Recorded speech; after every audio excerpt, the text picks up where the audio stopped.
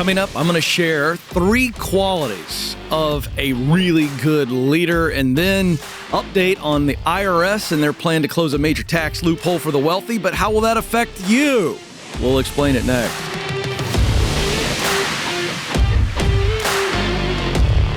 I'm here to help you win at work.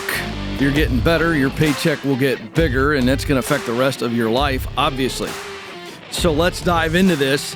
Let me just set the context of why we would be talking about the qualities of a good leader. And this is about as practical and tactical of content as I've ever shared on leadership today, borrowing a model from our leadership division here at Ramsey Solutions called Entree Leadership. I'm a contributor to that division and for years hosted the Entree Leadership podcast.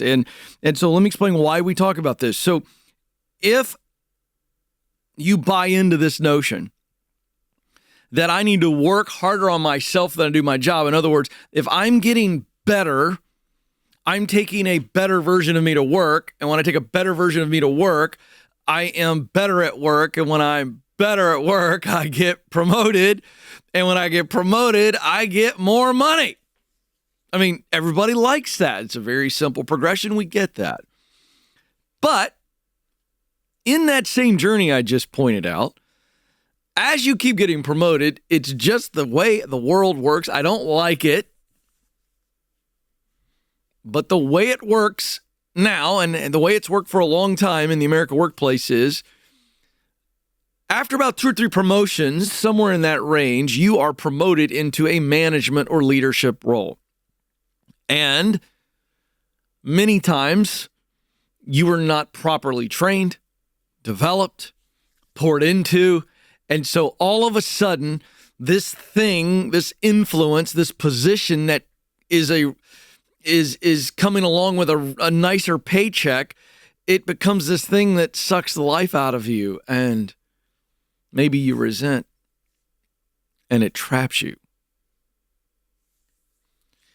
And this isn't always just a trap on the back end of this deal. Sometimes it's a trap on the front end, and I'll describe that this way.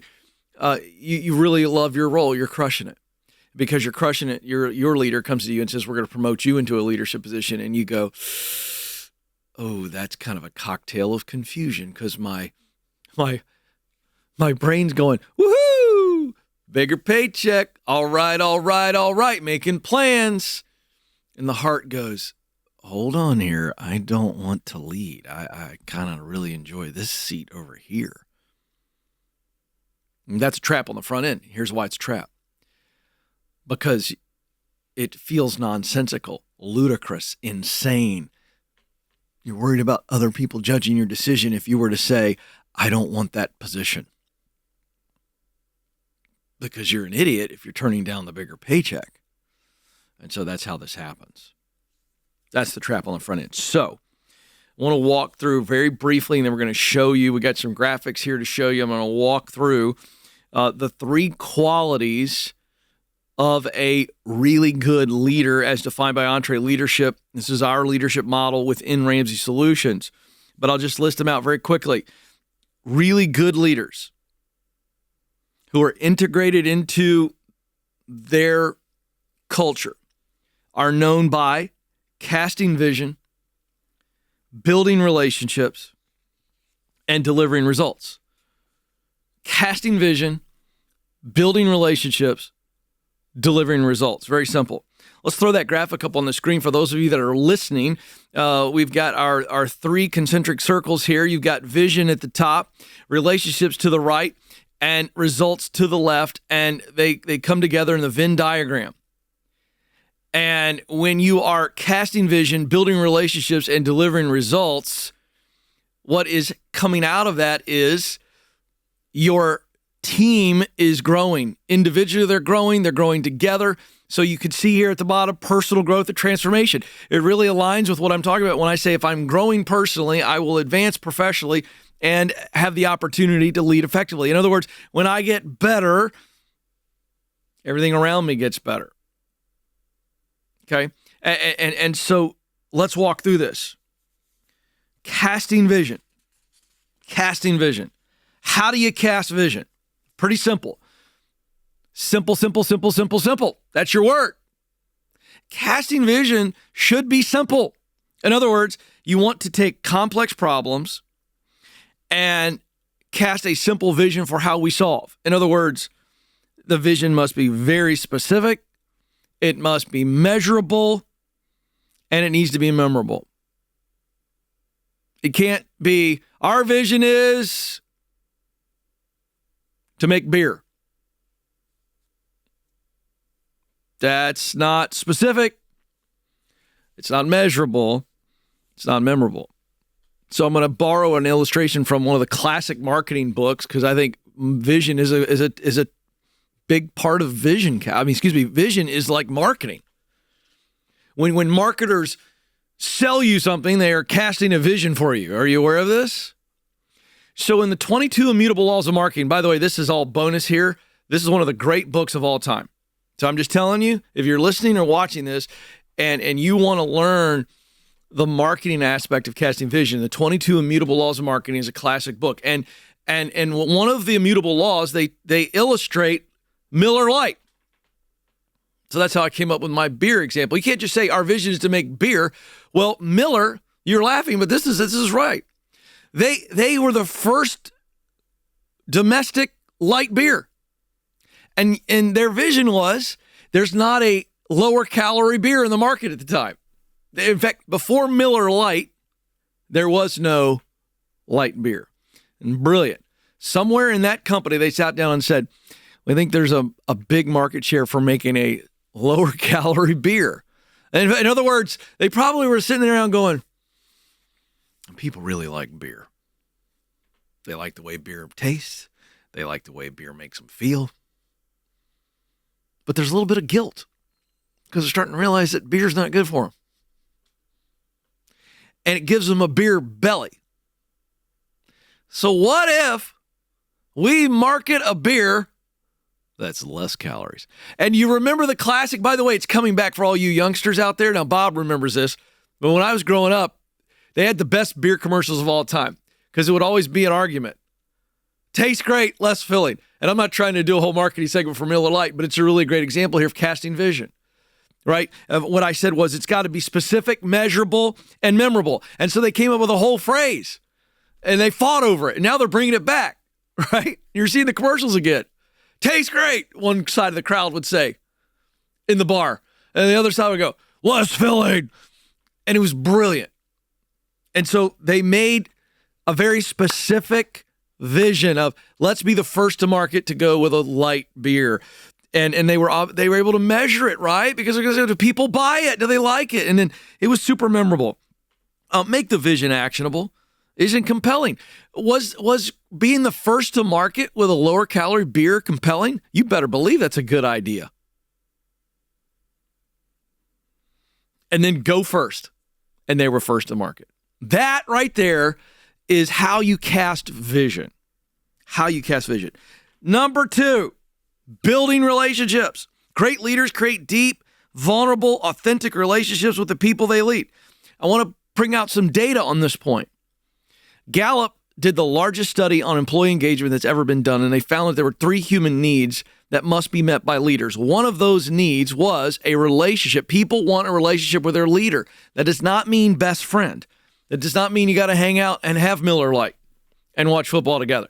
It means they want to know that they have a shepherd over them, that is somebody who's caring for them. The shepherd is one that guides the sheep, right? And the shepherd is one who protects the sheep. And they want something like that, or they want that caring coach. You could pick your metaphor. They want that wise mentor. And so developing relationships among your team. In other words, John Maxwell says, he's talking about people they won't follow you until they buy into you. And buying into you means they trust you, they believe that you care for them. So really good leaders are known for building relationships. And finally, they deliver results. They deliver results. What does this look like? Ruthless. That's a great word. Maniacal. Prioritization. Keep the main thing the main thing. They don't get distracted. They don't get distracted, and thus the team isn't confused about what the main thing is. They make sure that there is excellence in the ordinary. Football games are won on the line. They're won on the offensive line and the defensive line. Nathan, your poor Minnesota Vikings are not going to win a Super Bowl until they are excellent on the offensive line and the defensive line. I know I'm just having fun with Nathan. I could say that about any team. My beloved Wolverines, we've sucked for generations, and we finally put it together. And Jim Harbaugh has said it over and over and over again. Offensive line is the most important position on the field. That's an ordinary role. Those dudes aren't sexy. Have you seen them? They're big, slow, and ugly, but they're strong. And they block. There's just a couple basic ordinary things that they do to block and to block well. That's the idea here. Good leaders execute because they put in the ordinary fundamental things that must be done, and it's done with excellence. So, quick review. What are the three qualities of a good leader? They cast vision, they build relationships, and they deliver results. Folks, that's about as simple as it gets. So to this stress, for some of you that have just been put in a leadership position, or you feel like you are on the track to leadership and it's a little scary, welcome to the club. But I'm going to tell you right now, that model, if you lead in those three ways, let me tell you something, you will be a great leader. And it's as simple as that. And the world needs more great leaders. We're going to walk through it. By the way, if you need some great results, resources, entreleadership.com. Go dive in.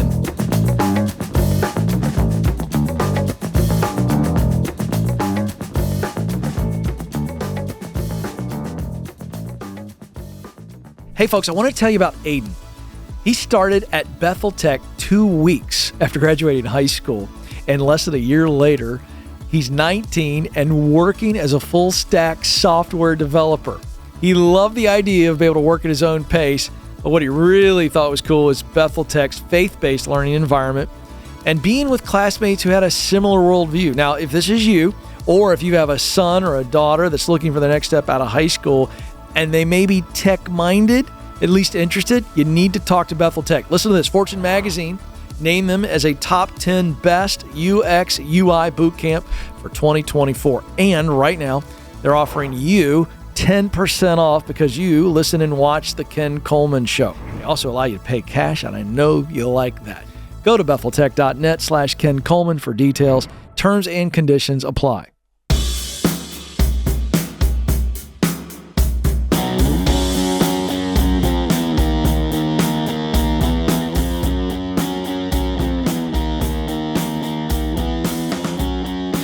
All right, welcome back to the Ken Coleman Show. Thrilled you are with us. Okay, in my hands here, we've got a very interesting headline. This is from Fox Business. IRS plans to close a major tax loophole used by wealthy Americans. Oh, boy, oh, boy, oh, boy. This always gets me some hate, and I've got to step into it. Thank God I don't care to read the comments, but I feel like I see some notes from my fearless producer, Alex Chatfield here. This is fun. I'm giving you all some inside baseball. At the top of this, it says, make it super simple, how this impacts everyday people. And I get so excited when I see that. Thank you, Alex. So I'm going to. And so, this is the portion of the show where Ken teaches economics. That's essentially what this is going to come down to. And it's one of my favorite things to do. So if it seems like I'm a little excitable, I am, because we don't teach people this anymore. And so it's the burden falls on me today, and I gladly carry it. My shoulders don't look very broad, but my intellectual shoulders are massive. So here we go. What is the plan? Well, our dear friends at the IRS who care so deeply about us, they and the Treasury Department on Monday unveiled a plan to end a major tax loophole used by wealthy taxpayers, and this could generate as much as $50 billion in revenue over the next decade. And what it is targeting, and we're going to get into the weeds here from a simple standpoint, but this is called partnership basis shifting. And what this is it allows a business or a person to operate through many different legal entities in order to take more deductions and minimize what they owe. Okay. And in other words, it's a tax shelter. And it allows wealthy taxpayers to pay less taxes. Now, a quick pause on this, because this is deemed as wrong. This is deemed as shady. This is deemed as unfair. We hear the phrase fair share. Our current president loves to say, fair share. That's what he says. And he garbles everything until his old beaten down brain somehow can retrieve fair share. So he says fair share. So that's right. I don't care. This is the truth. I will criticize Trump. I will criticize Republicans. So let me go ahead and get this out. I will criticize any politician from any party if I think that what they're saying or doing is wrong. So for the rest of you who just got your panties in a wad over me making a little simple impersonation, get over it. It's the truth. Watch the clips. Fair share. Okay, so they've made the ability, or what they're calling loopholes, evil. Okay, and here's a case in point. Here's a direct quote from the article. Danny Werfel says, by the way, I saw this, Nathan, and I thought Danny Werfel, the former Heisman Trophy winning quarterback for Florida, not the same Danny Werfel for those of you who pay attention to football. These tax shelters, direct quote, these tax shelters allow wealthy taxpayers to avoid paying what they owe. Hey, Danny, they're not avoiding paying what they owe. They're avoiding the onerous taxes that the government tries to put on them. And if they can get out of paying some taxes through actual legal options, you dodo bird, it's not avoiding anything. So, it's mixed messaging. Not breaking the law. Okay, real quick, for all of you who are so mad at me right now and think that the rich should pay their fair share of taxes, how many of you would like to have, I don't know, a slash to the taxes that you pay? How many of you would like to look at your check stub and go, I brought home a lot more this month? Or how many of you on your restaurant bill would like to see the cost go down? Don't lie to me. Don't lie to me. You're a hypocrite. I said it with a smile. You're a hypocrite. You don't want to pay taxes either. Oh my gosh. All right. I'm just getting started, by the way. If you're offended now, hang on. So this is the kind of stuff we say. And so they call it a shell game, hiding, all this nonsense. Okay? And so the Treasury and the IRS are focused on, you ready for this? This is Secretary Janet Yellen. Treasury and the IRS are focused on addressing high-end tax abuse. Tax abuse? What? We're making stuff up at this point. Wealthy people already pay enormous amounts in taxes. Oh, here we go. I just remembered this, Alex. Why don't you all go get on the Google so that you go, you can't attack me. Go on the Google, and I want you to search how many Americans don't pay any income tax at all. It'll blow your mind. And by the way, when you look that number up, pay attention to what their income bracket is. So lower income people aren't paying any income tax at all. Some of you go, well, that's only right. No, it's not. Everybody should pay income tax. So I got news for all of you that think the rich aren't paying their fair share. They're already overpaying. They're paying way more than everybody else, and you just want them to pay more. Now, let me go into Economics 101 on why that's bad policy, and I'm going to do it in 1 minute. You ready? Here we go. Here's what happens when you tax the rich more. When you tax more of their money, guess what they do less of? Spending and investing. Anybody want to take a guess at who's creating a lot of the jobs and driving some of the economy? It would be small business people, and small business people are in that are successful are in this higher tax bracket.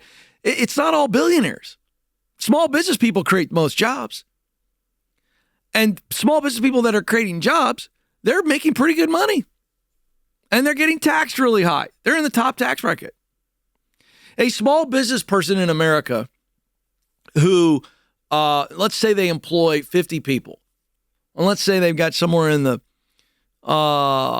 let's say $3 to $5 million in gross revenues. I mean, they're making really good money, but they're in the top tax bracket, same as the billionaires. Here's what happens. You start closing these legal options and just squeezing and squeezing and squeezing the rich. Here's what they do. They're going to pull their money out because they're smart with their money. And that's going to pass itself all the way down to the rest of us and you. It contracts the economy. You want wealthy people getting more of their money because wealthy people spend their money. And when wealthy people spend their money, it creates more jobs, creates a healthier economy. When you tax the rich, guess what they do? They leave. Ask New York State and California how their revenues are doing. Rich people are leaving in droves. And eventually, it's all government. And if that's what you want, all government driving needs, because you've taxed wealthy people to a point where they go, I'm not doing this anymore, I'm out. Check in with Venezuela. Oh, check in with Cuba. And now I've said enough. So the IRS needs to be disbanded. We need a flat tax for everybody, fair tax, whatever. Everybody pays the same, and it's based on your income. And let's get more money flowing in the economy. More money flowing in the economy through rich people, wealthy people, means more money for you, greater resources for you, better public services for you. It all comes from the top. You want the money flowing down? Don't try to tax the rich more.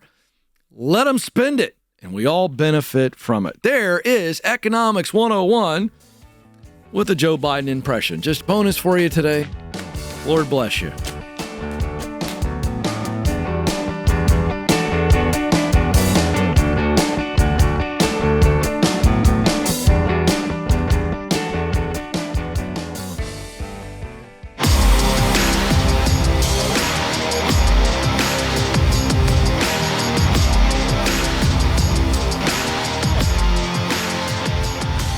Welcome back to the Ken Coleman Show. Excited that you are with us. Hey, if you are someone who is confused, maybe lacking some confidence right now professionally, self-awareness is the way out.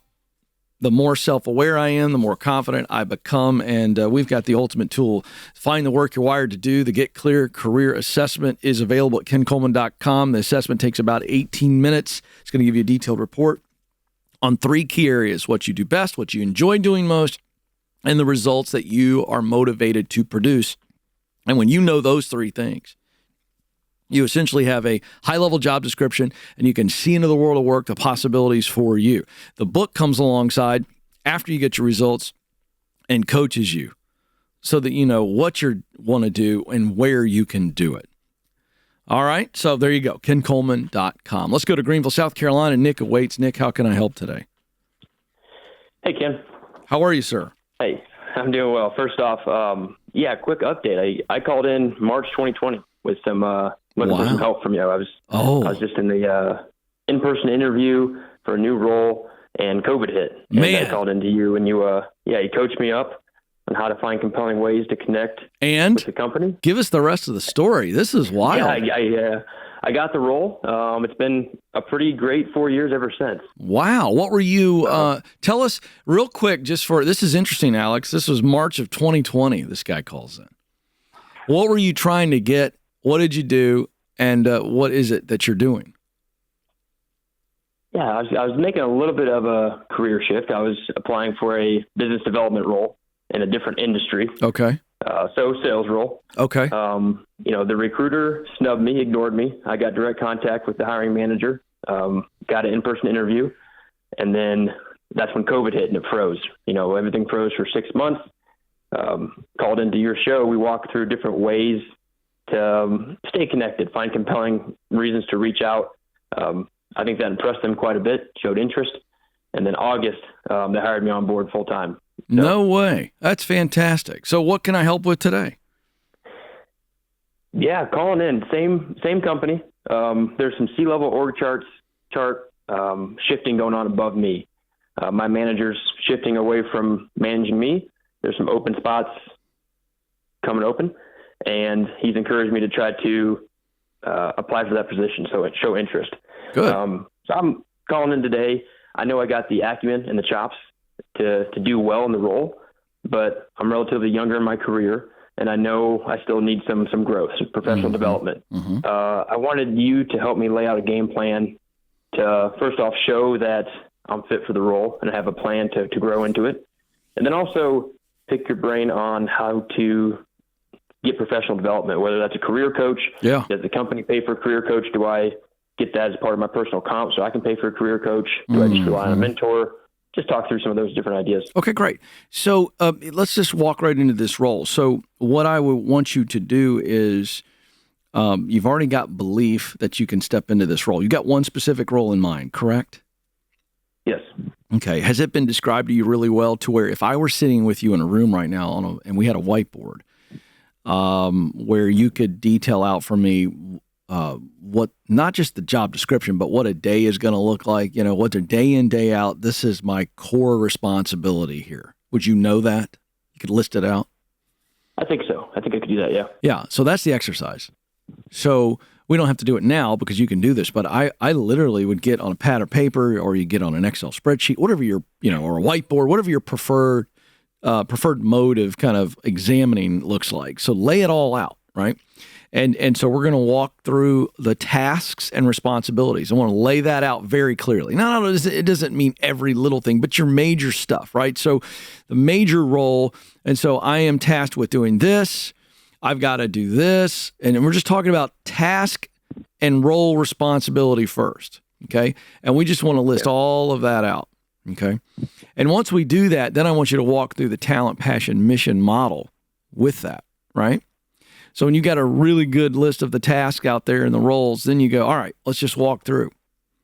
Where do I have very specific, tangible skills as a result of my experience that matches up with these tasks? And you just lay it out, write them out. All right. So, I've got a lot of communication experience and I'm really good at communicating. My style is this, this, and this.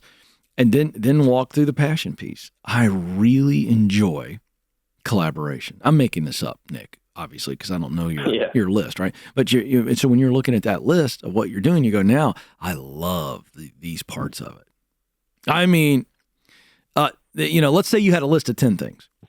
If 5 of those things you go, man, I get fired up doing that. All right, and you're just listing that out. You're writing it out. We're creating a narrative. You see where I'm going? Yeah. All right. Yeah, then finally you look at the missional result. Have you taken the Get Clear assessment, by the way? I don't believe I have. Oh, you haven't. You would have said yes. So Kelly, we're going to give him Find the Work You're Wired to Do. It's the new little book that comes with the Get Clear assessment. It's actually going to actually give you your purpose statement and a detailed report on what you do best, what you enjoy doing most, and the results that matter. That's my core methodology. Okay, which you've heard me talk about. Correct? Correct. All right.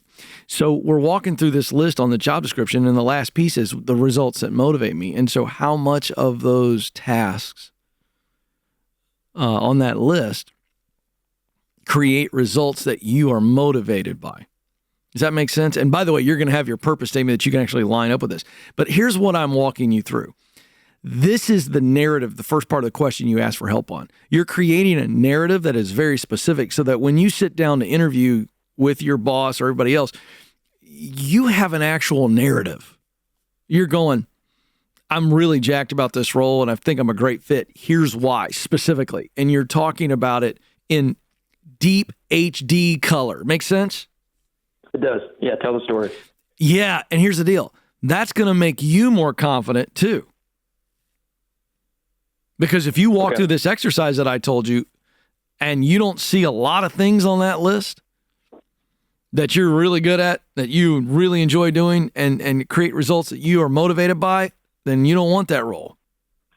Make sense? That's right. Okay. But I have a good feeling that you're really aware, you're self-aware. So all it's going to do when it confirms a lot of this is you're going to go, man, I have even more confidence going into these conversations because I have verified it for myself through this simple exercise Ken gave me.